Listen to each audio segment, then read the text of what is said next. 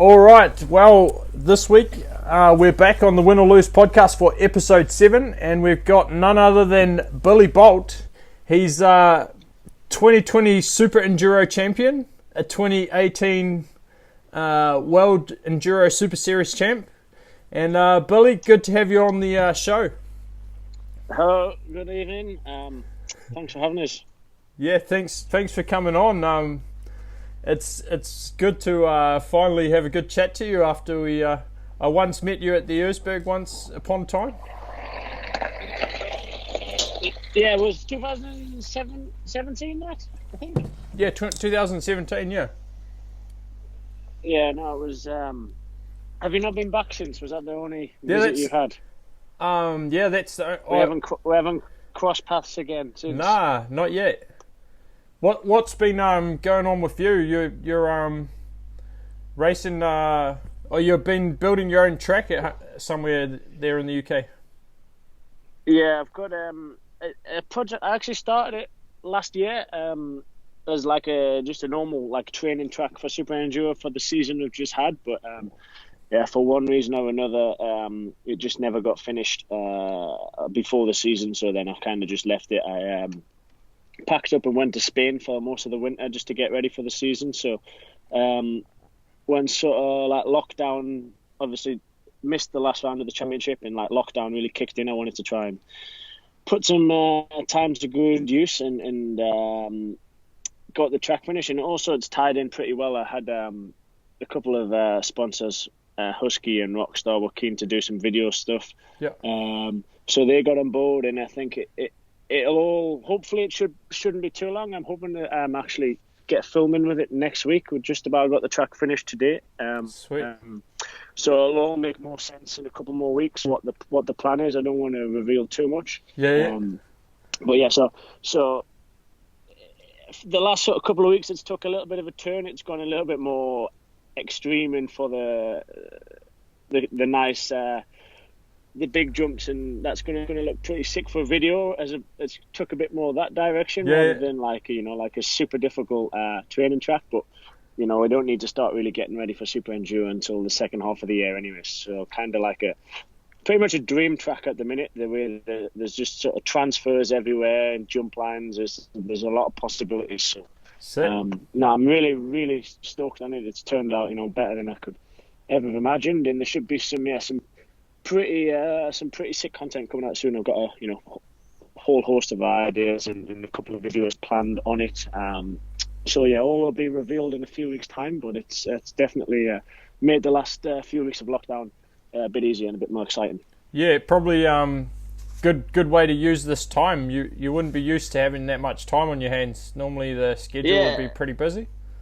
Yeah, exactly. It's been nice to sort of and I've pulled in like quite a lot of favours from friends and people I've known that have sort of got equipment or machinery or obstacles, concrete pipes, logs, stuff like that. And normally it's like super difficult to get like a date when I'm free and when they can provide their time or whatever. But it's been nice for like the last few weeks to just say, look, I'm here whenever day you can or whatever. I'm like super flexible around you. So it's been nice to be able to just put that first for once, rather than trying to squeeze in like an hour on an evening after we've trained somewhere or on the way back from a race. Or it's been nice. I think that's what's been for me, especially I'm used to being so busy and so on the road. Like even when I'm in the UK training, I'm traveling and driving quite far just about every day to train or to ride with someone. So it's been nice to sort of have the time off where I can sort of just sort of chill and relax a little bit. So it's been nice. Yeah. Whereabouts actually in the UK are you from? I'm from Newcastle in the north. I still live there. I still live at home with my parents at the minute. Well, for the most part, but I think if anyone sort of knows us, they know I'm sort of floating about here, there, and everywhere. I'm not quite the full sort of gypsy life, but I definitely do a good bit of sofa surfing around the country from day to day, whether it be at my mechanics or friends, or I've got like a few spots, hideouts that I have at various places, just because I like to ride a a lot of different things, motocross, enduro, hard enduro, mountain bikes now. So it's difficult to kind of to base myself in one place, and then I always sort of feel left out, or there's something happening somewhere else. So I like to be able to be pretty flexible with where I am. Yeah, I'm probably about the same when I'm in New Zealand. I just float around really and sleep on people's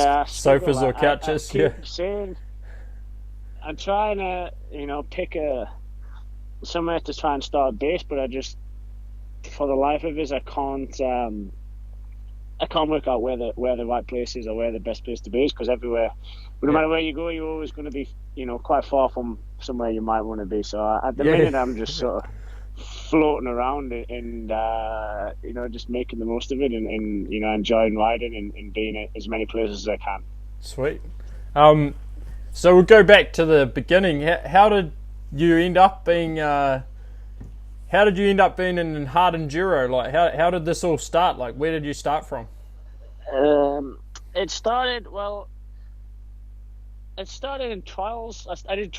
I did trials from a young age. I rode motorbikes since I was sort of 2-3 years old. Since just got pretty much put on one by my dad, and then loved it ever since. So then, as soon as I was able to start competing at 6, I started and went from there, sort of just through the ranks.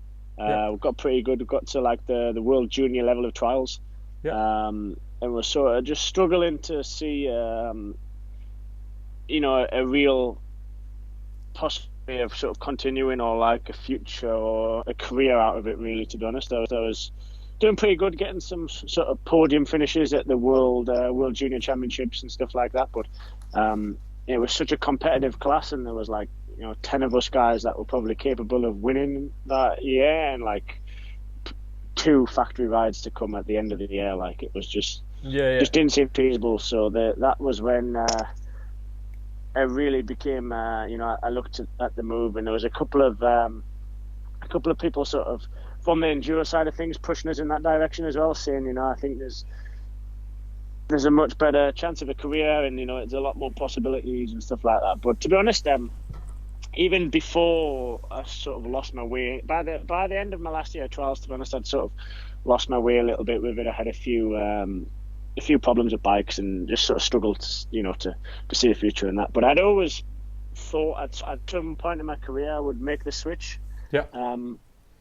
It's always been sort of, since I was 12, 13, it's been in the back of my mind that it would be pretty cool. I've always sort of followed it. Obviously, I watched Caddy and Johnny and Gomez and everyone that came from trials, and especially a lot of the British guys like Graham and Johnny. I'd watched their careers, pretty closely. So it was always something I had in my mind. And then, like I say, end of 2015, I'd just done a full year of the World Junior Trials Championship, lost my way in it, and lost sort of faith in it really by the end of it. And it was just sort of all perfect timing to had a couple of opportunities. To work with some pretty, well-respected people that first year, that sort of, put us on the right path and sort of guided us. And I went and borrowed the money off my mum and bought my first bike at the end of 2015 and just went from there. And we ended up at Erzberg a few months later and finished 5th from the second row. And then that was pretty much it. That was, I think... So you just borrowed the money and took that bike to Erzberg? No, I didn't. To be honest, I got pretty lucky quite early on. I think I'd just been in the right place at the right time to sort of catch the eyes of a few people. I was being helped by Julian Stevens at the time, who was he's worked with a lot of guys, Johnny, Knight, Taddy. He was sort of one of the influences, and the guys sort of saying, I think there's a good chance of you sort of making it. He sees a lot of potential, so he was sort of helping us. And then another guy who had seen us just on a practice day, a guy who just likes to support people and help people, just likes being at races. So I ended up just using the bike I'd bought to practice on, and the guy who'd seen us practicing hours, he sponsored me bikes to race with. Sweet. So yeah, I used that bike for that first pretty much 6-7 months until eventually, after sort of the second half of the year, the first year after I'd won Erzberg, I started to get like a little bit of help from KTM through KTM UK. Yep. So for the second half of the year, I got like some new bikes and some new stuff. But yeah, that was literally like the first year, and even I would say the second year of my 2017 when I was riding Husky, and the year you at Erzberg, I still really didn't know what I was doing. I was just really? Winging it, and yeah, like obviously I'd picked by that point. I knew a lot more, but for sure the first year, even by the end of it, I was like doing good and getting some pretty good results. But I really didn't know what I was doing. I was just winging it. I was just barely getting by, just so when you to whatever race. When you show up at Erzberg the first time, like, are you ready for that, or are you just like, oh yeah, we'll have a go? Yeah, I mean, to be honest, it's a bit of a blur. There's that much happened since then. I can just remember being, so excited. I actually know for Erzberg that first time, I ended up riding. The guy who was helping us with bikes, there was a problem with the bikes. I ended up riding Julian's own personal bike, which was like, I think it was like a 2012 or 2013 bike. What? But he's like a really, really good mechanic, so that wasn't a problem. Like that bike was a really good bike. It was still like one of my favorite bikes to ride, but it was old. Like it was. I remember he sent us a picture of like the weekend before the race, and it was in like a million bits. Like you couldn't even recognize a bike out of it. Yeah. So yeah, I went with him that first year, which was obviously a very useful and helpful because he'd been there a lot, and he knew a lot of guys. And Johnny ended up being injured that year, so I'd got like through Julian or through the connections he had, I ended up like in the full KTM truck. Oh really?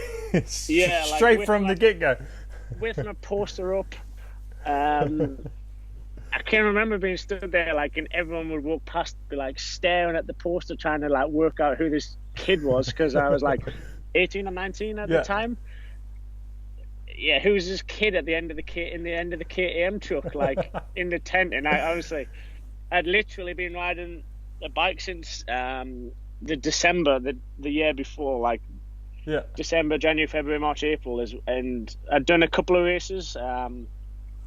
But really not too many. Yeah, I just didn't have a clue, but I just kept getting reassured by the people around us, like you're going to be fine. And I watched all the videos, I did the research, I kind of knew by the time the race come around what was happening and what it was about. And had the second day of qualifying, I hit a puddle. It rained overnight.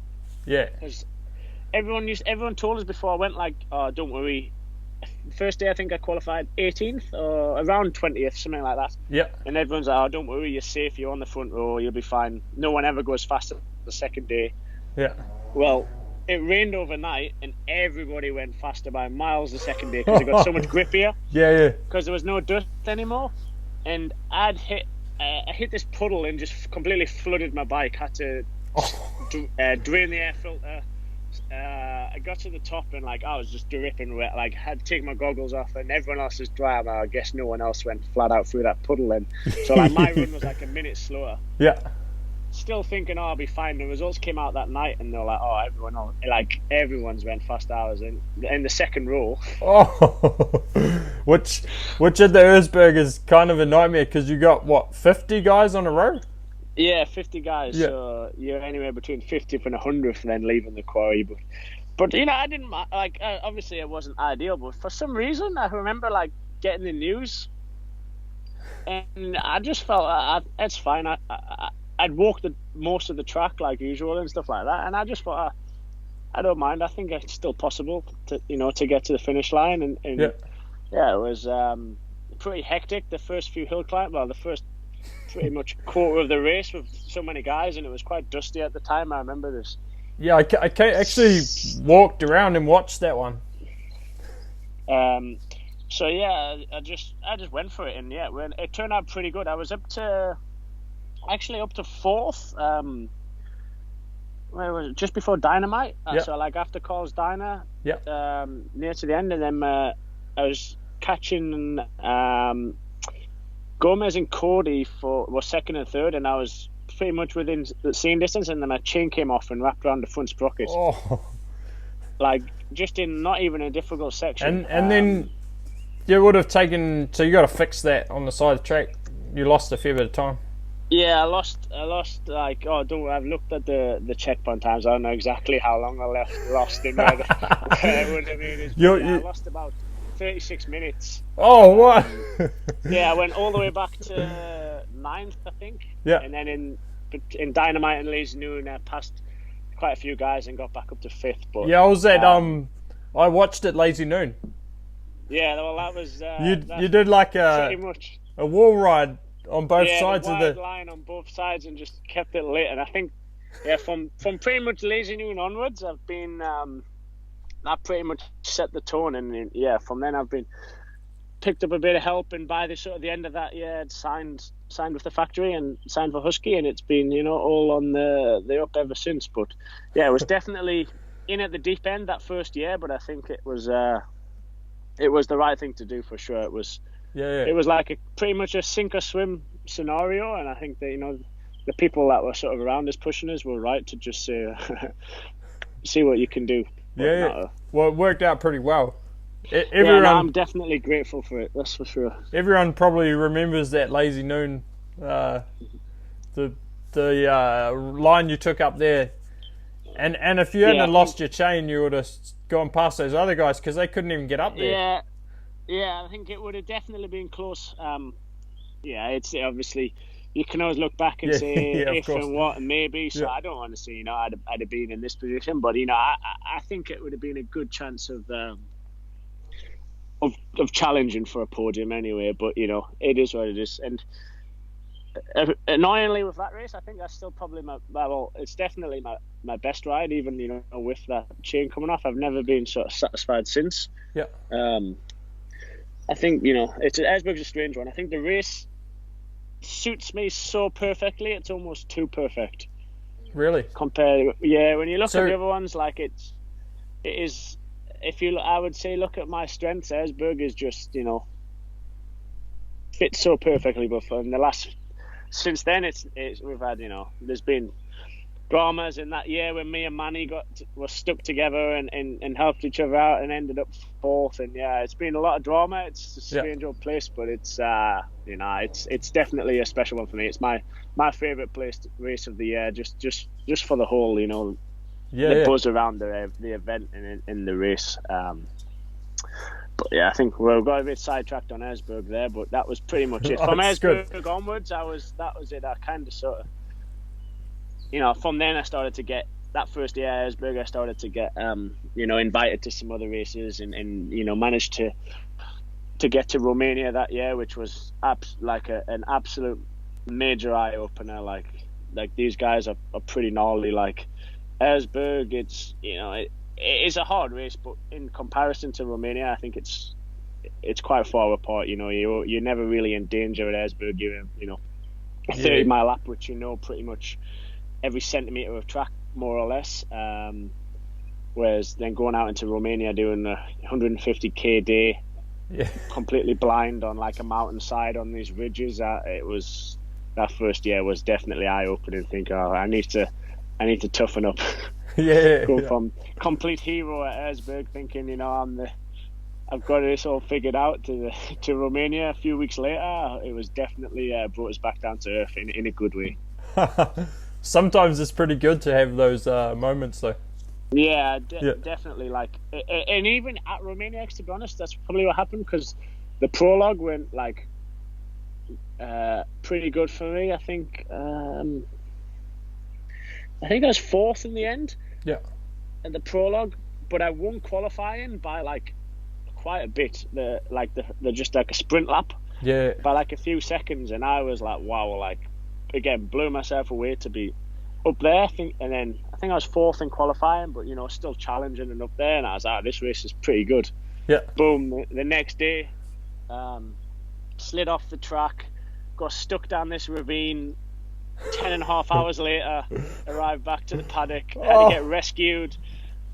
to get rescued. Had to carry my bike along this off camber by the side of a lake. Yeah. Got back to the paddock at like 10:30 at night, and it was like, wow, this is real. This is the real deal. This race. Yeah. And then, you know, like 3 more days of just torture, and didn't even realize you could ride a motorbike for such a long period of time. And then from then I thought, right, it's and yeah, I still was 100%, you know, behind it, and it's what I wanted to do. But I thought, right, you need to start to work hard to get there, to get to the top of this. But it definitely doesn't come easy. Yeah. So you pretty much took the stuff you learned from there and went into riding hard for the winter, or? Yeah, then from Romania, got back after that race. That was definitely the eye opener to think, right, there's definitely a lot more than just jumping on an enduro, than just a trials guy jumping on an enduro bike and, you know, balancing the way around a trial, you know, just plodding the way around. You know, you need now, especially the speeds in between the difficult sections and everything's so fast. Like, you really do need to be, you know, on top of your game everywhere. So I went back home. I did a lot of sort of classic enduro and try to build, just sort of get an enduro background and an enduro base, rather than, you know, being the goofy trials guy who sort of can ride an enduro bike. I really wanted to sort of understand it and get it figured out. So from pretty much then onwards, that's you know, what I worked on, and yeah, I got had a shoulder injury later that year, just because I did used to crash it quite a lot back then. Like, I used to hit trees for fun. Like, really? Me and trees just used to collide constantly, and then I ended up separating my shoulder. Had an AC joint injury, so I had a bit of time off towards the end of the year.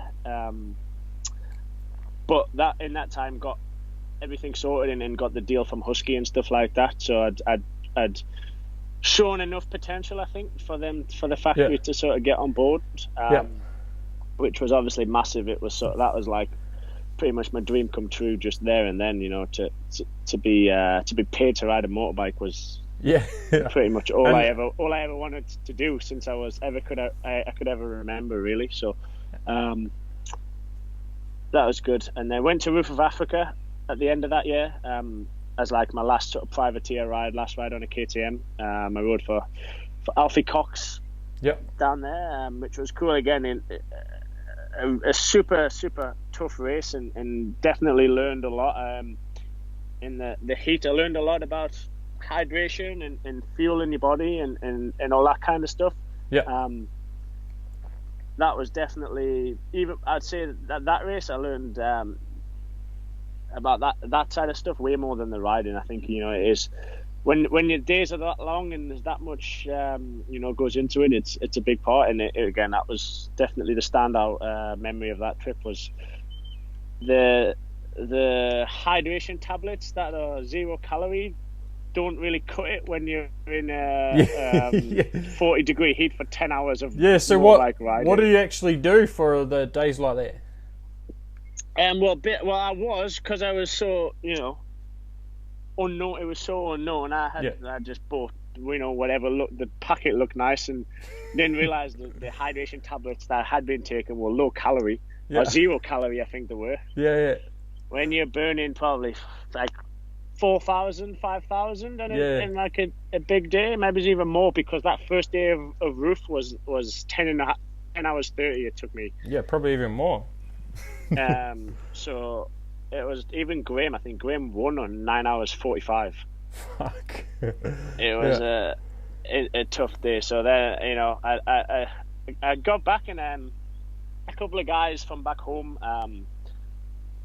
who sort of followed us from trials and the man, they sort of, you know, put us in touch, and you just meet people and pick people up. I don't you know, I like to get a lot of opinions. I don't like to just sort of, you know, pick one path and say, okay, I'm going to do everything with you or everything with you. But I like to sort of meet people and you know, understand what people's thoughts are and stuff like that. And I learned that calories in and calories out. Definitely, the numbers need to add up for the performance to stay out. Oh, that was right, because I got back and I was like, I just done this race in Africa, and like the first day, I was literally falling asleep on the handlebars, like a couple of times. Yeah. A couple of times, I literally woke up and I'd fallen asleep. Oh, what? You actually fell asleep? Yeah, I promise. Right. In the race, yeah, I would just wake up thinking, I don't know how long I've been asleep, or what? And then so this guy, he's like, okay, what are you? I know, I can't remember. Anyway, someone that I met along the line was sort of saying, what were you drinking or anything like that? I was like, oh, these tablets. And he, like, as soon as he got the packet, he's like, oh, no wonder they've got no calories in. So yeah, it's just one of them. I learned, and yeah, since then it's been a bit of trial and error. But I think everyone has their own little things they have or take. Or what would you normally take or drink on a race? Because it'd be hard to eat, wouldn't it? Yeah, it is hard to eat, and you don't get much time at all. You get like 15 minutes in a service point. Yeah. So beforehand, just try and get as much as you can comfortably get down here. Yeah. Obviously you want to try and have as much carb fat, well, as much as anything really. From the research I've done, I think it's just about having fuel inside you. Certain people say carbs, certain people say fats. Certain people say, you get energy from protein. I think I've gathered, as long as they have fuel inside you, it's better than nothing. And especially, there's times when you can't really be fussy. Yeah. As well.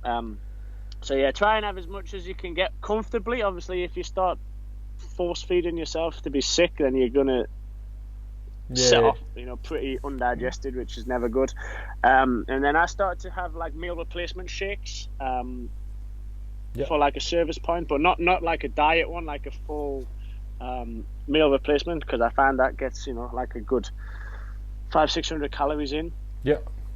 And then in the Camelback, just make sure you've got a form of carb and electrolytes. Yeah. In there. Again, I mess around. I go through phases where this brand or this brand's better, but I like to fiddle and stuff like that. You don't have a sponsor for any of that stuff? Nah, I don't. I just tend to buy, because I'm fussy, and I also it conflicts a little bit with Rockstar and stuff like that. So I find that I'd rather just pick and choose and keep everyone hassle free for what it is. Sweet. But no, it's like I say, a lesson learned, and then from the roof, I pretty much came back, and I came back from South Africa, stayed there for a little while, a few weeks, and then pretty much had a factory Husqvarna ready when I came back, which that would have been, was that a huge step at the time? You'd be like, yeah, pretty big. That first year, I'd spent a little bit of time with Julian, especially at the start of the year. I spent a lot of time, so I kind of knew a little bit about the bikes, and he's pretty in the knowledge of how bikes should be and set up and stuff like that. So I'd picked up as much as I could from him. Yeah. But yeah, it was pretty, mind blowing. Like, I remember the first time I did a suspension test, I was just, I didn't even know what I wanted, but I'm trying to explain. I had first of all, I didn't even know what the bike was supposed to feel like, because I'd just been riding pretty much a standard bike. Yeah. And when I was in Africa for roof, it was completely stock, even stock suspension, everything, off the shelf. So I was used to this kit, got on a Husky with full factory everything, and I was like, I don't even know what it's supposed to feel like. So I can barely tell the difference when you're adjusting it. I don't even know what it's meant to feel like. I don't know what I want it to feel like. Yeah. So I think it took a while really to get going from that side of things, because I didn't really know what I needed for a while. Yeah. And then for pretty much the best part of the first year was just, I'd say again, a massive learning experience with new races, because that first year, and we sort of picked and choose the races that I could afford to get to, and stuff like that. So a lot of that first year of Husky, a lot of the races were completely new for me. So it was just learning and having fun. But I was under no pressure from the factory or anyone like that, which they were always pretty happy to just sort of let us explore and let us learn. Yeah, and you went onto the team with Graham Jarvis. Yeah, me, Graham, and it was just me and Graham that first year. Then Alfredo moved over the next year, but it was pretty good. I'd even that first year when I was riding KTM, I started to train and ride with Graham a little bit. Yeah. So we had a pretty good relationship, which is weird because like I was such a fanboy of trials back when I was a kid. Like when I growing up, sort of 10, 11, Graham was like one of my biggest idols. Like I remember going watching the Scottish 6 days trial, and like he was the man. So it was always pretty weird for me, and we do like a good like reminisce of the trials days, and I've got pretty good knowledge of sort of results and stuff like that. So whenever we're in a higher course somewhere, there's always a trials conversation comes up, which is good. It's definitely a good atmosphere in the Husky camp. And he helps you out quite a bit that first year, or to get it just sort of, he doesn't say too much, and he definitely doesn't give any secrets away. But just being around him, and I like to I think quite a lot, and I observe quite a lot. So I was trying to take in what I could and understand. Watch him and see how he trains and the way he rides and stuff like that, and understand why he is so dominant. And I picked up a pretty good amount. I think I was pretty lucky to be in that position and to have him sort of there. Yeah. And I think it helps him as well, to be honest. I think it gives him a good little push to keep doing that extra and keep getting out, training and stuff like that. Probably having the young guy going for the exactly. Going for his title. He always has to keep pushing now. He still likes to come out and school us every now and again, or there'll be. It's good to go with him because he rides like when you go training, it's just the most horrible laps that he can make. Like really, you just like. To be honest, I'm pretty happy with how good I've got at it now, just because I spend that much time doing it with him. But like, just the directions that he'll pick to go through a forest or to go through, an area, are just so like unnatural to a normal person and so awkward. Yeah. To most people, it wouldn't be enjoyable at all following us around for a day. But it's the slow, just carrying momentum. Turning on ground in areas which you wouldn't naturally and stuff like that, and it is it's not pleasant at all, but it's what you've got to do. So he's got a bit of a. You guys have got pretty good places to do that, or in the UK? Well, to be honest, no, I would say we haven't got really that great places, but we definitely make the most out of the places that we do have. Yeah. There's a couple.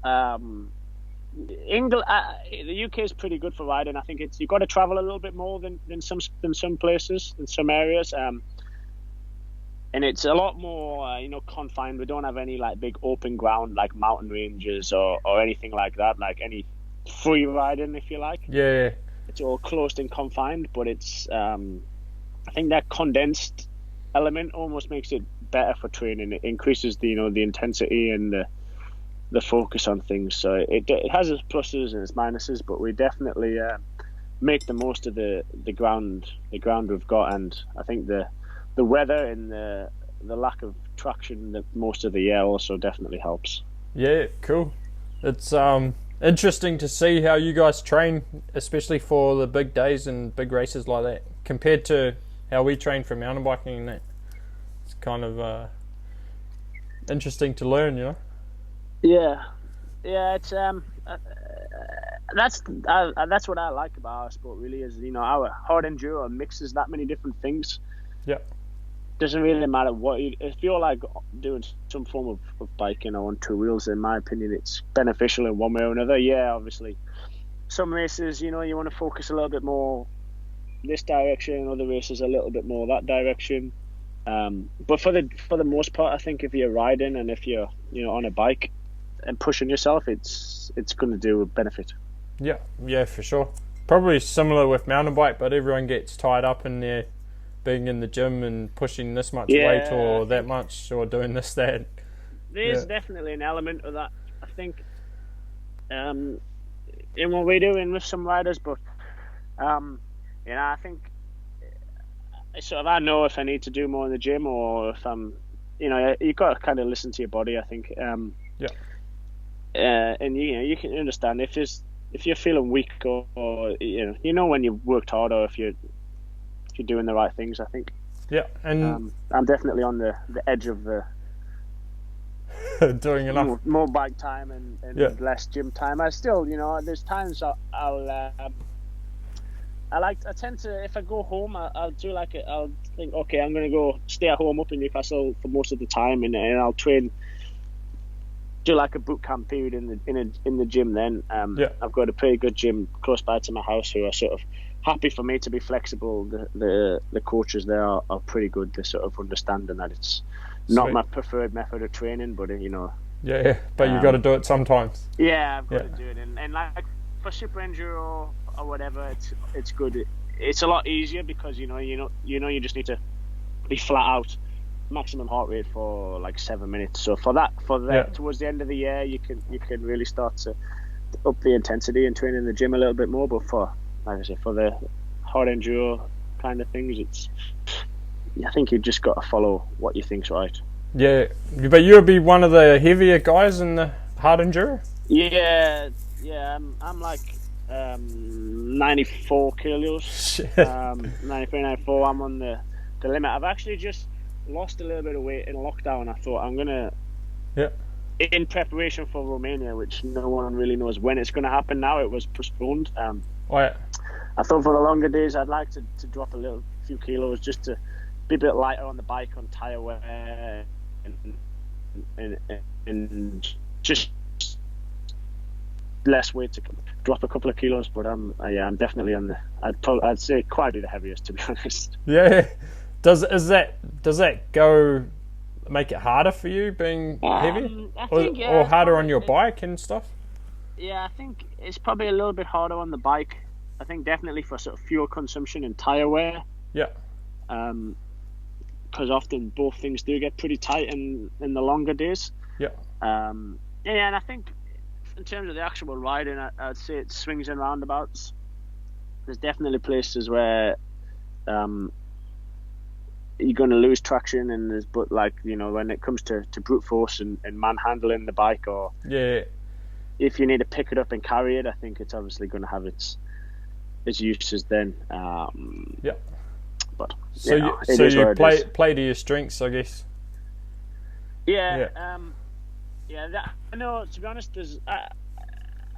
I know pretty much where my weaknesses are, and I would say I know pretty well where they are at the minute, and I'm trying to work on them, and that's one of the reasons I just wanted to see how it would help. But I know the races and the areas where I struggle with, and we're working hard to try and combat them.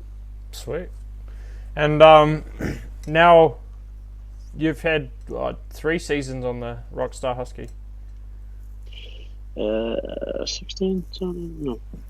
15, 17, 18, 19. Yeah, this is the 4th. All right, sweet. So, and you battled a bit with foot injury, no?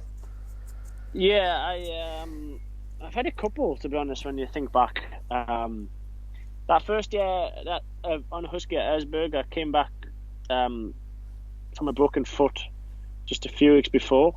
And then the end of 2018, just after I won the championship, started to prepare for SuperEnduro, and then the week of the first SuperEnduro round, had not even that big a crash, but anyway, did a lot of damage, broke my leg, had an avulsion fracture in my fibula head. Yeah. So like where the ligaments of your knee attached to your fibula, they just pulled the bone apart, like basically split my fibula head down the middle. I made a whole mess of my knee, LCL, all kinds of things. Stretched my, but the main issue, all of that kind of got pinned and wired back together, and that healed pretty good. But in the crash, I stretched my peroneal nerve, which controls your foot. On the left side. So it's on your so my gear side. Yeah, shit. So I had like instantly had foot drop from like the moment I crashed. Yep. At the time I didn't even know at all what foot drop was, but when I first crashed I thought, I can't move my ankle, I can't lift my foot, I must have broke my ankle. So like I went to hospital, I need an x-ray on my ankle, I can't move it. Yeah. There's something going on. But like I had pain in my knee and I had to sort of hold it in like a bent position to be comfortable, but like I went in saying, something's wrong with my ankle, I need x-rays on my ankle. Had all x-rays, they're like, oh no, your ankle's fine, there's nothing wrong with it. We just want to have a look at your knee though. And I was like, oh.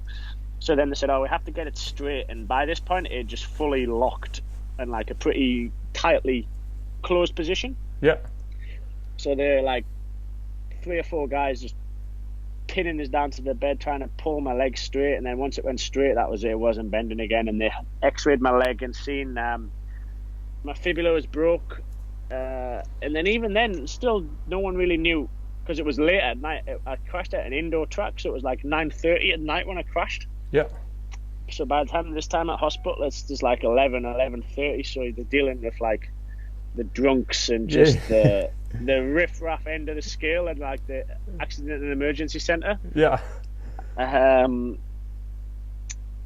So I wasn't really like, they were like looking after us, but like no one was really like paying close attention to like the serious injuries. And they said, okay, you fractured your fibula, come back the next day, and they'll look at it properly, have the radiologist look at it properly.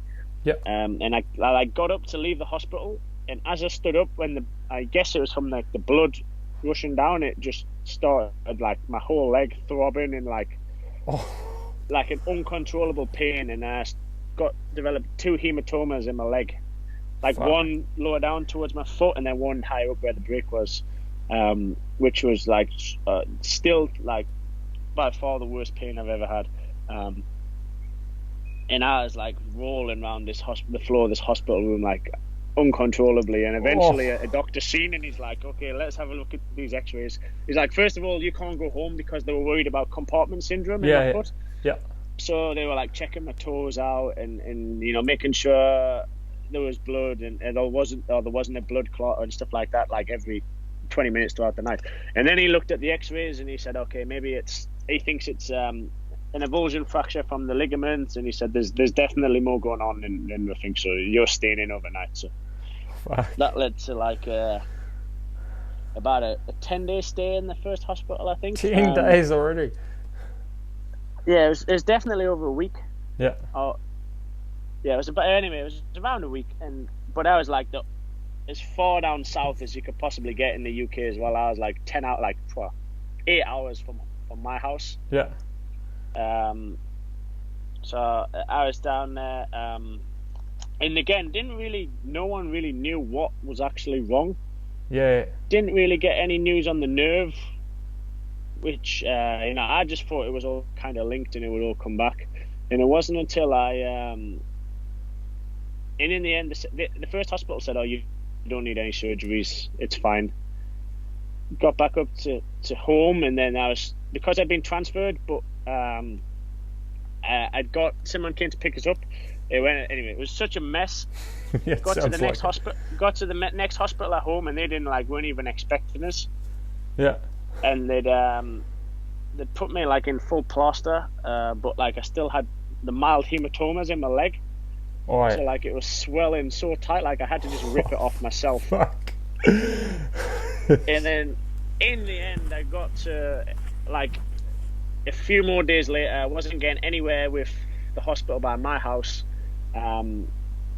Still hadn't been scanned or looked at properly. I went to another hospital in Derby, and that surgeon was like, okay, you need surgery like immediately to fixate the bones that are floating around in your leg and to attach everything. So, then he said it's quite serious what's happening with your nerve. Nerve injuries are very, very strange, and not a lot of people know much at all about nerves and stuff like that. So then it became apparent that it was pretty serious, and there was like a good chance my foot would never work again.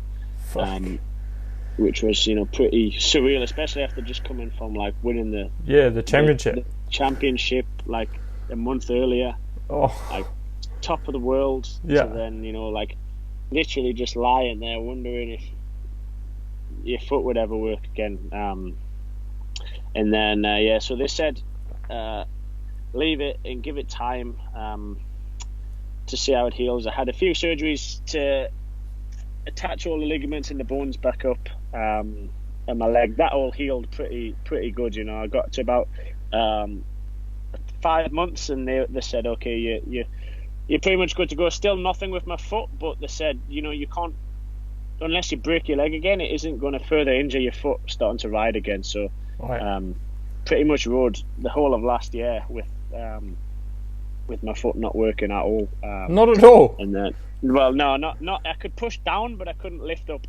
So like I could still put pressure to the peg. Yeah. But like I had no lift at all from my ankle, like nothing. So like, and I started to ride again like 2 weeks before Lagares. We had the team photo shoot. Yeah. And I was like, I can't ride, but I'd come for the photos anyway. I was allowed to fly again, and just excited to get back and see everyone again. And then the day before I was due to fly, I was at my friend's house, and I had my bike in my van anyway. And I was like, I think I'll have a go ride and see what it's like with my foot. Yeah. Anyway, I rode, and I like couldn't believe how well I like could still ride, and sort of how manageable it was with my foot when it was in a boot was a lot better than I was actually expecting. Yeah. So I ended up riding on the team photo shoot and got there, and everyone's like, there's no way you've just got back on a bike, you've been riding for months. And I was like, no, I promise, like this is literally started, cracking on and like just the usual at a photo shoot, someone tries a hill and then someone else wants to try it, and it just gets snowballs from there. And then it was like 2 weeks that was like 2 weeks before Lagares, so then obviously everyone's seen us riding, and I was like, well, I've just kind of been like competitive against everyone. It's at a photo shoot, there's no fitness involved or anything. I've just kind of been competitive. The photo shoot is like, I can't really, in my head, I can't just sit down and like watch the title go away like without fighting for it. I might as well still ride. So I did, and then obviously the main problem was fitness was just atrocious. I did sort of 6 months of nothing. Yeah. To 2 weeks of riding to then go racing again was like horrendous. But it was good. And then because the whole time they were saying, your nerve just needs time and it'll come back. But after sort of 8 months, it got to September time, I still had nothing. And I decided to go into to a nerve specialist, who said it's kind of past the point of, if it was going to do something by itself, it would have probably started by now. He said he wants to open my leg up and have a look and see what he can do. So I said, okay. So then that was like September time. I think I was fourth in the championship at that point. Yeah. There was still like a good possibility of fighting for a podium. I think Manny had pretty much sort of took a pretty was looking quite convincingly in the lead, but there was still a good chance for the podium. Yeah. But I said no. I went in for surgery like the next week. Missed Folkestone and that enduro race in Spain, and had the guy going at my leg, and he literally went in not knowing what he was going to do. Depending on what he found or what he's seen, he had like three options. One was to just clean the scar tissue and free the nerve off because he thought it was quite trapped, or the other two were quite complex nerve graft. Or one was a nerve graft, or one, I'm still not fully convinced how this works, but they can take a part of your Achilles tendon and put it in upside down. So instead of pushing down, it lifts up. Shit. Yeah. Like your brain tricks itself. Yeah. Some mind blowing thing. Anyway, he went in and cleaned it out, and he said it was pretty badly trapped with scar tissue, the nerve. Just from, I'm guessing, the trauma and the surgeries and stuff like that, the previous surgeries. Yeah. So he cleaned out and he said, okay, we'll give it 3 months, and if there's nothing, you then go back in and decide on the next step. And then after 2 months, my foot just started to flicker like ever so slightly. Yeah. And then since then, it's sort of come back a little bit. It has like a few weeks where it doesn't do so much, and a few weeks of a little bit. But now we've got that now. Oh yeah, it's pretty good, I guess. So yeah, it's coming. It's difficult. It's still pretty weak, like in a actual motocross boot. Yeah. It doesn't really. It's still not kind of strong enough to move in a boot, but it's definitely making improvements, which is so the surgery's done its job. And I kind of it was September time when I seen the nerve surgeon, and I had in my head sort of kind of 3 months maybe towards October time. So that's like, it should be good for SuperEnduro, which was kind of my goal, because obviously I missed it. I felt so good and so prepared for it going into it the year before. Yeah. When I broke my leg, and I was feeling really confident. The year before, obviously didn't get a chance to do any of it because of my leg. So that was my main goal, to be fit and healthy for the SuperEnduro season, which was obviously a good move, and has turned out to be the right way to go. Yeah. So it must be a good feeling though that your foot's actually finally improving though. Yeah, it was like I couldn't. I was in shock, to be honest, when I first moved for the first time, because I'd tried every day since, from probably sort of like February until October time. Wouldn't to just get the brain thinking it was, and TheraBand helping it, and complexing, and there's literally, from what I've gathered, there's pretty much nothing you can do to sort of help stimulate the nerve regeneration. It's just like normally there's sort of hot, cold, magnets, electric, oxygen. There's like something you can do, with a bone or with muscle. But with a nerve, it's like nothing at all. It's just your body. Yeah. If it decides to send those pathways again, if it wants to, and like even the nerve surgeon said, like, we're pretty unknown as like, we don't really know fully how the nerves work. Like, he's seen cases which he just doesn't understand before. Yeah. Because the body's just so far ahead of what we are. But it was huge. I remember I was actually I was getting in the barber's getting a haircut, and there was like a full length mirror in front of us. Yeah. And I was just sort of watching it, thinking, I think I might be doing something here. Like it seems like. And then I didn't really think anything of it, and I went to just one of the physios I go to by me the next day, just for like a normal massage on my back, and he said, "Oh, how's your foot doing?" And I said, "Oh, actually, I think it was. I felt like it moved a little bit yesterday." And then I swung my legs around the side of the bed and tried it, and it just sort of picked itself up a little bit and fell back down, and I was just like complete shock, like, oh my god. Phoning everybody, telling everybody, like, sending videos to everybody, like, look what's just happened. Like, everyone was in tears. Like, Roxy, my girlfriend, was in tears. My dad was in tears. It was like, it was pretty crazy. And like, it was like minimal, like like a centimeter, and it was but it's progress after seeing none for like so long. After nothing.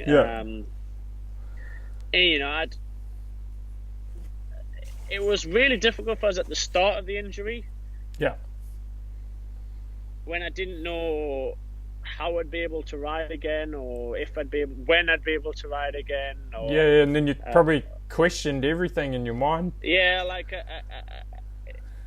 I was in a pretty, because usually with injuries, you're like, you break a bone, you're like, they can pin it, or it'll heal like eventually, and you'll get back on your bike. Yeah. And especially when I was dealing with, the break of my leg and the state like my whole knee was in. Yeah. Thinking like that would be okay on its own, but like when to just have a foot, especially when because I had a full leg splint, so no bending at all of the knee, and I was pretty much just sort of lying on my back the whole time. sort of just watching my foot just flop. Like I had to have something against it the whole time, otherwise it just flopped to the side. So it was like just be constantly reminded of it as well. And at first the plan was to not to ride until my foot was better. That was what I thought had to happen to start off with. So like from once I'd sort of left the hospital, had the surgeries and got sent to just sort of heal, in my head I thought I still can't ride until my foot's better. So when I was seeing like no progress at all from my foot, I was thinking it was it hard to ride with though when you started riding, or hard to do the pushing on the hills and stuff? The pushing on the hills was and probably still is the biggest, like the hardest thing to do. That must be really hard on your foot. Yeah, when I have no control of my ankle rolling sideways. Like I've got no stability in it, so if I'm like on an off camber, it's just constantly like jarring my ankle. Rolling. And if I'm sort of going to lift, if the hill's quite steep, my toes tend to drag across the floor quite often. So I end up sort of tripping over it, and especially when I'm trying to, on like a Romaniac style ledge or the side of like a pretty steep hill where you got the full weight of the bike and you're trying to sort of dance around the tree roots and stuff like that. Some of those places look like nearly impossible to stand, let alone with a bad ankle. If you don't make it, I'm sort of like looking at where I can jump off the bike and sort of land with one foot. Like land on my good foot and then sort myself out. And quite often, I would sort of have to just let go of the bike and I'd end up in some trouble and stuff like that. That's why sort of a lot of the races last year were kind of just survive. And get through them, Romaniacs especially. And we also had a brand new bike for last year, a new engine and new chassis. Which I'd obviously done 2 weeks of riding on it before the first race. So like I'm there testing, I'm there without any testing, gets the first race. It's quite a bit stiffer, and I thought we just was for like the first 4 races just went completely the wrong direction of suspension, but was convinced it was the right one. So I'd get to every race, I'm like stiffer. Eventually, after like 4 or 5 races, we had a little bit of a break in the calendar, and I went into suspension test and went completely back the opposite way, and then some more, and got a pretty a setting which I was finally comfortable with. So it was just frustrating. Like I knew it was never my riding, and I knew I could ride with my foot. And after every race last year, I had some pretty good results. I think I was 5th or 6th, the 5th at Lagares, I think. Which is pretty insane to get 5th at Lagares without really riding. And 4th at Hispania, 6th at Erzberg, and there weren't bad results. And it was just annoying that everyone sort of said, "Oh, it's okay, you're just coming back from your foot," but it was like never you're just coming back from your leg. But it was sort of never my foot or my leg, which was like my excuse, or which was not my excuse, but what I felt could have been better. It was frustrating, and that was almost, I think, the last surgery, the 4th surgery actually came at a good time for me mentally. It sort of it was a good break because I'd I felt like I could be more competitive than I was. Obviously in my head I was further on with fitness and stuff like that, but the break definitely sort of reassessed and said, okay, the outdoor season's written off, let's just get ready for indoors. And indoors is a lot easier on my foot, a lot less changing gear, pretty much, if you're on a good rhythm on an indoor track, on my bike anyway, the way I have my bike set up, I can do the whole track in second anyway. So sweet. That was the plan anyway, and it definitely came at the right time. And then you won that championship, so then it all went pretty well. It went pretty good. I think I won. Well, we missed the last round because of obviously the COVID had just started. But out of the 4 rounds that we got, I won 3 of them. The second and the other one. But I felt really good. it was relieving because, like I said earlier, the year before I felt so good going into it. I did my first year SuperEnduro was literally just, again, like my first year of normal enduro, not really having a clue what to expect. Yeah. Never really raced it. I went to Spain for like a couple of weeks before the first round, but really nothing major. And that was the end of my first year of Husky, so I still hadn't really learned about bike setup or suspension setup or anything really. We didn't really have much time from the outdoor season, so I actually did my suspension test for the season, my first ever day on a SuperEnduro track, and my first ever day on a 350, like SuperEnduro bike, were like testing suspension. So I'm like, this is so stiff. It needs to be softer. But I was going like really slow back in that first day. By the time it comes to the first race, it was like dangerously soft, my suspension, because I'd started going like 4 seconds a lap faster. But yeah, from then, like straight away, I just loved SuperEnduro. I loved everything about it. So then that year, pretty much 2018 was when I really sort of started to understand a lot more about setup and started to kind of fine tune my bikes and get it feeling, really comfortable. That year I won the WESS Championship, and then that went straight from the final round of the WESS Championship to get ready for SuperEnduro into Spain for like just over a month. And made a lot of big steps with my SuperEnduro bike from the year before. And I was feeling really good and ready for it. So that was like I said, that was just the only thing I really had in my mind. Once the WESS Championship was gone, was just to get fit and to go again at SuperEnduro. So it would have been pretty rewarding to be able to win that. Yeah, it was. It was just. It went pretty much how I could have, if I could have dreamed away, or minus that second round. That was pretty perfect championship really. No real major dramas, just some good battles. Taddy is still pretty definitely knows what he's doing. He's not 6-time world champion at it for no reason. But yeah, it was good. I enjoy SuperEnduro a lot. Everything about it, I think it suits me pretty good. The intensity and the aggressiveness and the close racing, and it's just sort of definitely falls into my favour. So cool, very rewarding, and to again take the championship, because they even my first year I did it, and like the 2018 season I ended up second in the championship in my first year, but again I didn't really my best result, I had like 3 thirds, and then it still ended up second in the championship. That's just how it goes. But it was more of like wow, how have I ended up here? Whereas like the championship just gone, it was sort of we had a plan from sort of start to finish, and it went pretty perfectly. Oh well, it's been pretty good to hear all the journey to get to there. What's the it's been an adventure, that's for sure. It's always a good story to tell afterwards, but maybe not at the time. I think especially the last 18 months one with the the foot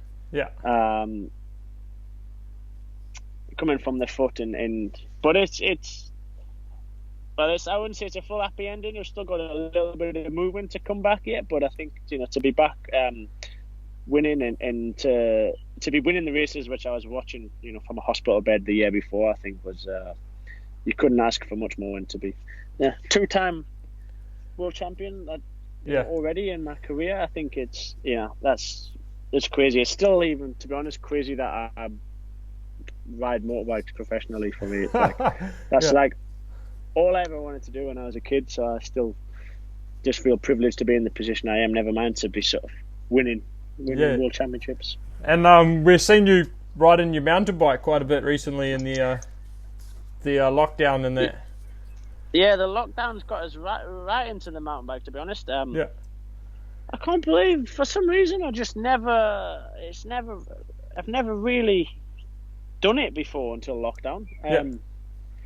it was like when I was growing up, I used to go every like now and again, but it well, it wasn't a struggle or anything, but it was always we put like a lot of effort in it. It took a lot of like my family's finances, or all of my family's finances, to get me trials bikes and to compete on trials. It was never like an option to go and get a mountain bike, or there was never any weekend spare, and I was at school every day. So when growing up, it was like I'd go with a friend like a couple of times a year, but never really got stuck with it. So I guess that's just why, like, when I did turn pro and have a bit more time, it never really appealed to us. I had a cross country bike which I used for training, but just like a pedal, just literally pedal. So it never really appealed to us at all. And then obviously we had lockdown hit and everyone was stuck at home.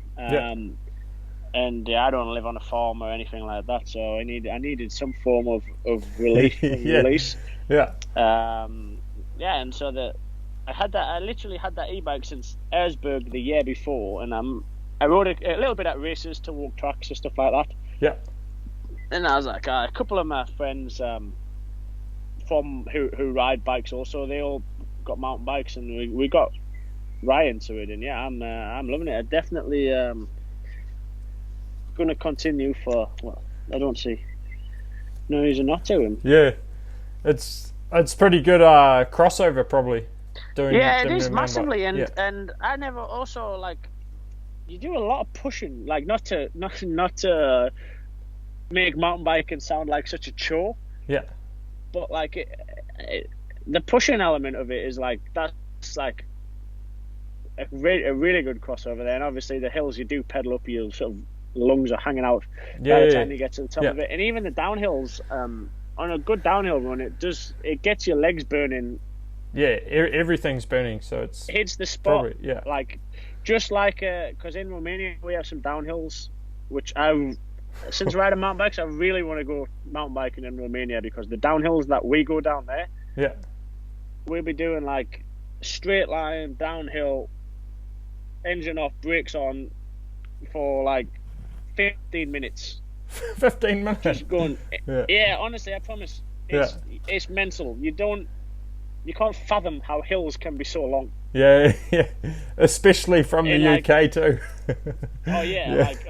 It's mind blowing how long the hills are over there. Like, it just doesn't make sense. Yeah, and especially with your foot pressing the back brake and stuff like that, the burn you get in your legs. I could not believe, how much of the same aches and pains and muscle soreness and just the same areas it was hitting. So it's definitely. It's fun. I fully enjoy it, and the fact it's such good training is just, that's just a bonus. Yeah, for sure. I enjoy to get out on the dirt bike, but I'm not very good at it. Yeah. You probably have you never fancied another go at the Erzberg or another extreme and relive the extreme enduro career? No, I'm never going to have an extreme enduro career, but I'd like to go back to the Erzberg and actually do the race. I just did the prologue, so that was more than enough for me at the time. I'd done like 1 year of riding before that, or like just started. So yeah, but it's you'll have to go back. It's just a bucket it's a special list, one for sure. Yeah, bucket list race. I've been watching videos of Mega Avalanche. That's on my bucket list now.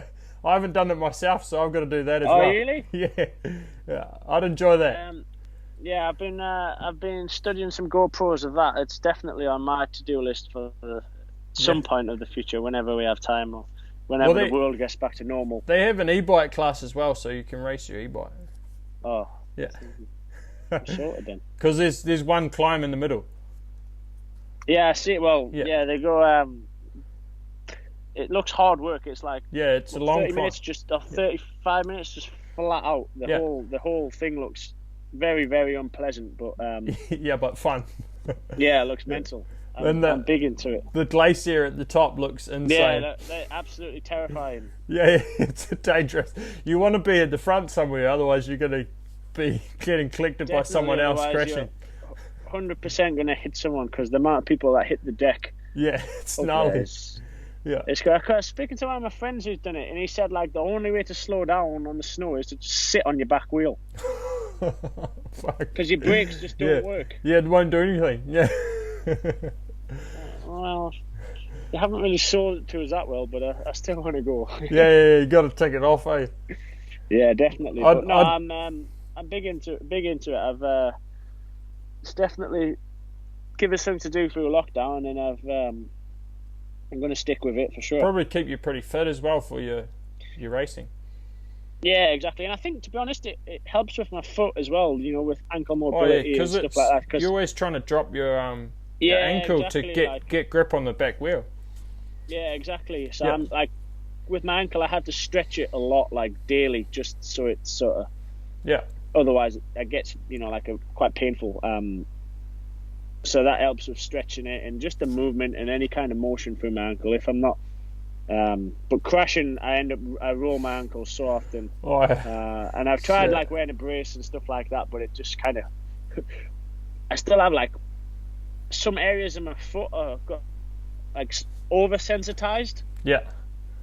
So if something like digs into a certain part of my lower leg or my foot, it like hurts quite a lot. So I struggle with like the braces or any kind of like, because you can get sort of the foot drop devices or foot drop splints. That help lift your foot up. I just found it sort of really, really irritated on like the areas in my leg and foot which were oversensitized. So I tended to just sort of let my foot be free, let it flop about, and but do what it wanted. Hopefully now with it starting to make some progress, if it keeps going that way, then your foot would be back. Yeah, like I say, it's showing signs. I've actually got a follow up. I go back to see the surgeon who did it, like the nerve specialist, every sort of 2-3 months. I've got an appointment with him next week. So I'm pretty sure I'll be happy. It's definitely improved since I was last there, so it's heading in the right direction. Sweet. Fingers crossed. It just all the best for that. Yeah, hopefully it's good. But and also you do quite a bit on the social media. You see that as an important... I do it myself as well, but you see it as an important side to your sport, or you just enjoy it? It's definitely important, but again, it's something I enjoy. I think you can always sort of tell on a profile where it's kind of, if it's like if the actual athlete, if it's real, or if it has any personality behind it. So like it is kind of important to me, kind of from the age where social media is like the norm, really. So it's not like it's, a lot of guys think nothing new. It's different. Yeah, it's nothing new. It's been around since I was in school, and we were all sort of just messing about with it. So it's kind of nothing new. But I do think it's something I enjoy, and I enjoy to portray my personality a bit more. Whereas at a race we get you kind of like a couple of seconds in an interview at a race, like 7 or 8 times a year. It's difficult. So I think it's just like an extension or a way to sort of promote yourself and have a bit of interaction and show a personality, which I think is only going to benefit if that's what people want to see. Which everyone's entitled, but what's been your most viral clip? You hit maybe that stoppie up the hill 360 thing you did. The stoppie up the hill 360 was definitely. I don't know what is the most viewed, to be honest. That was definitely the one which sort of blew up, and like I never really that got the biggest response and the biggest like immediate response. That was just like wow. Like every time I refresh, it was like every time I hit refresh, it was like another 10,000 views. And I was just like, this is mental. Because that was a while ago now. So that was like the beginning of 2018.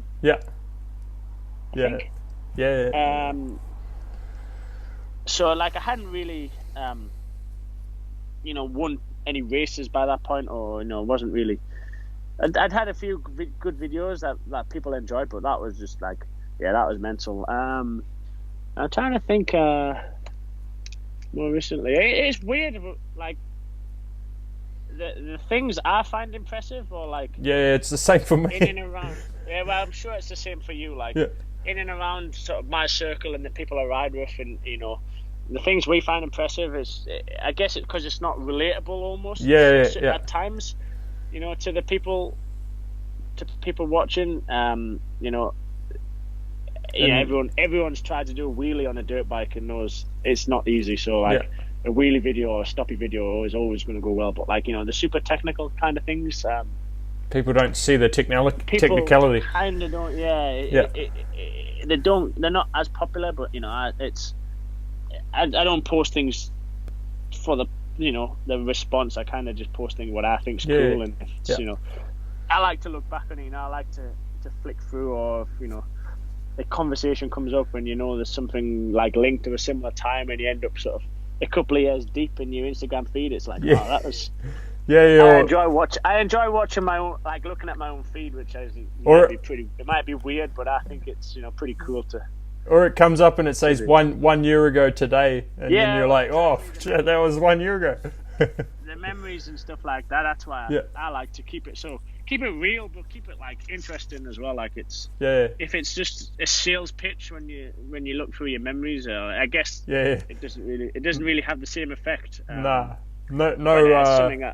blatant product shots, just riding and bikes pretty much, or wheelies. Exactly. Yeah, I just like to have fun. I wish you could show more, to be honest. Like with not too limited, but a little bit limited. Like from like the pit bike stuff and the shenanigans and stuff like that. Like show your true personality, but you can't really show everything. I shouldn't really say it, but like that's what I kind of look forward to from like retirement. Just to be able to show everything. It's definitely still a while away, but like just to like we just play a lot of the time on whatever, and it would definitely be cool viewing. But anyone that sort of is around will get that vibe anyway. That it's just. And we can have fun with just about anything. Yeah, for sure.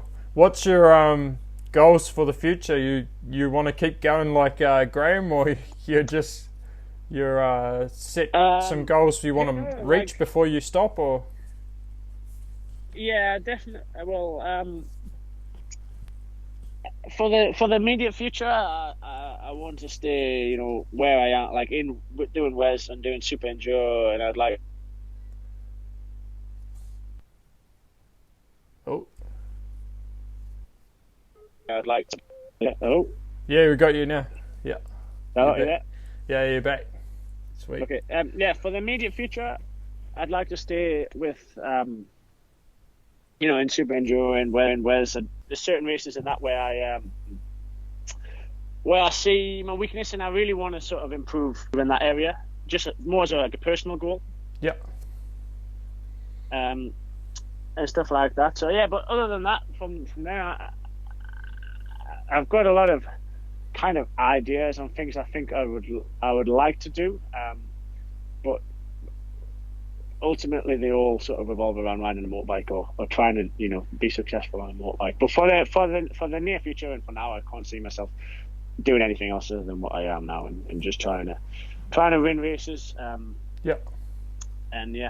enjoying riding my bike, and providing some entertainment for people. Well, to be two-time world champion already at 22, you've got to be pretty happy with that already. Yeah, so, pretty surreal, to be honest. Yeah. And it probably went by pretty fast. It is just mind-blowing. Yeah, it's both times. Like the first time, when I won WESS, we literally went from WESS to Spain to get ready for SuperEnduro, and then broke my leg. So had like no time at home. Yeah, really had like that 2 or 3 days at home from coming home from Spain before breaking my leg. So like not a real lot of time there. And then the last round, I was at home, but we kind of missed the last round. Yeah, the last round got called off because of the COVID.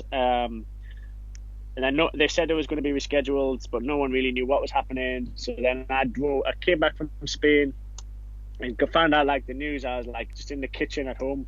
It was just a bit like, yeah. well, it's good, but it's like, I'm still happy. I'm still. Yeah. I know that I was the best rider in the championship, and, and you know I deservingly won. But it's still, you know, it's not. You don't get the burnout, and you don't get the team picture at the last round, and like the, you know, the whole everything that goes with it. So both times it's been a bit weird.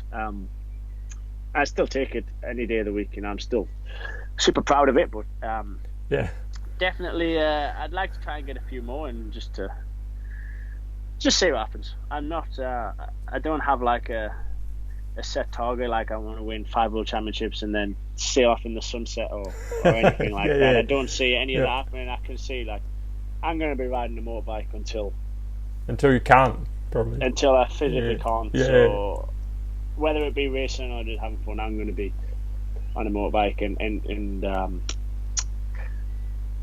charging hard. Doesn't matter what it is. Yeah. Well, thanks very much for coming on to the podcast, and it's been pretty interesting to learn your story and learn about a bit more about your sport, because I don't know too much about it, but it's been cool. No, thanks for having us. It's been a pleasure. I'm always keen for a bit of waffling and just talking some crap. If people want to listen, I'm about the same. So it's we're quite easy to go off down a tangent, but more than happy to. Yeah, thanks. We'll have to catch up and do a wheelie together sometime again. Yeah, definitely. Definitely. Like I say, I wasn't really. Without sounding like a dick, I didn't really know like what it was about, like at Erzberg that time. Well, like, I just asked you if you want to do a wheelie. I didn't follow you. I wasn't as like kind of follower of mountain biking in the mountain biking scene, but not really massively. Yeah. I was kind of just more like the standard British mountain bike fan. Like I knew the Africans, I knew Pity from a few different things like trials, and then I knew Danny, and that was like that was it. Like I watched like Brandon Sebanok's videos and like a couple of other things, and like but not really into it. Like whereas now, but we'll definitely have to catch up again. I'll get on try and do something on a pedal bike as well. Yeah, you probably got me covered on the pedal bike. No, definitely not. Not on a wheelie. No chance. All right. Well, we'll have to do it sometime anyway. Yeah, we'll definitely try.